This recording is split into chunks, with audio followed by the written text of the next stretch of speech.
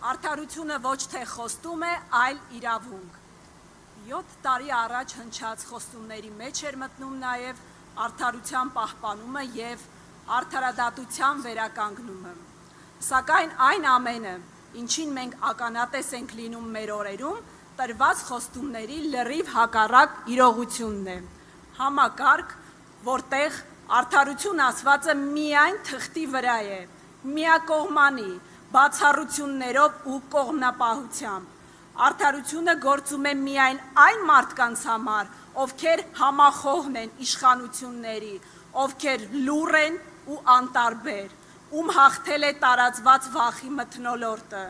Երբ իշխանության 3 ճյուղերը միաձուլված են գործում, երբ երկրի մայր օրենքը ամեն օր ոտնահարվում է, երբ վախը, անտարբերությունը, ճնշումները, պիտակավորումներն ու հասարակության մասնատումը ամեն օր վարվող քաղաքականությունն են, արդարության և արդարադատության մասին խոսելը դառնում է ծիծաղելի հենց այն մարդկանց կողմից, ովքեր որ այդ քաղաքականության հիմնադիրներն են։ Facebook-յան հրապարակումներով և հաղորդագրություններով դատավարություններ, մարդկանց վարկաբեկումներով անձնական կյանքի հանրայնացումներ, հայհոյախառն ու սպառնալիքներով լի ատելության խոսքի տարածումներ, մեկ կետից կառավարվող դատական համակարգ և իրավապահ մարմիններ, հասարակության պառակտում, սադրիչներ, օֆլայն և օնլայն հարթակներում, անվերջ կարելի է թվարկել, և այս ամենի ետևում կանգնած են արդարության սին խոստումներ տվողները։ Խոսում ենք արդարությունից, բայց երբ մարդիկ իրենց ազատ խոսքի ու իրավունքից օգտվելով, իրենց աջակցությունն են հայտնում որևէ կառույցի, ձերբակալվում են,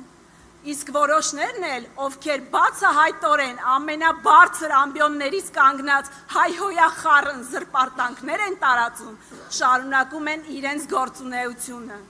Մարդիկ, ովքեր փորձում են օգտվել իրենց ազատ խոսքի, ազատ տեղաշարժման, ազատ դավանանքի իրավունքից, այսօր բռնի կերպով դուրս են բերվում եկեղեցիներից, ապօրինաբար հայտնվում են ճաղերի ետևում, իսկ այդ գործողություններն իրականացնողները մնում են անպատիժ, խախտվում են ներդաշնակությունը,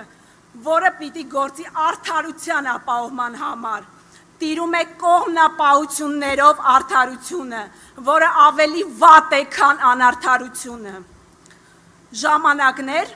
երբ պաշտոնները տրվում են ոչ թե արժանագույնի, այլ այս կյանքում իրենցից ոչինչ չներկայացնող թույլ անձնավորությունների, միայն այն բանի համար, որ նրանք կիսում են իշխանությունների վարած հակահայկական քաղաքականությունը։ Նրանք, ովքեր հակադրվում են կործանարար որոշումների, կարող են զրկվել սեփական ունեցվածքից, նրանց միջոցները կարող են պետականացվել և մսխվել։ Ապրում ենք ցավալիորեն մի ժամանակաշրջան, երբ ոստիկանը գերի է իշխանության քմահաճույքներին, երբ պետությունը անարդարությունը փորձում է մտցնել եկեղեցի, երբ իշխանությունն իր աջակցությամբ փորձում է քանդել եկեղեցու հիմքերը, կեղծ հոգևորականներով, կեղծ հավատացյալներով ու հասարակությունը պառակտելով։ Մենք բոլորս ուզում ենք արդարություն, բայց այն նվեր չէ, իշխանությունը պետք է տա մեզ, այն շռայլություն չէ, արդարությունը մեր հիմնարար իրավունքն է, բոլորով միասին վերականգնելու ենք արդարությունը, բոլորով միասին վերացնելու ենք կոռուպցիան, բոլորով միասին կառուցելու ենք մեր երեխաների համար արդար և բարեկեցիկ երկիր։ Եվ մենք կունենանք այդ ամենը, ոչ թե որովհետև մեզ կնվիրեն դա, այլ որովհետև մենք ինքներս կհասնենք դրան։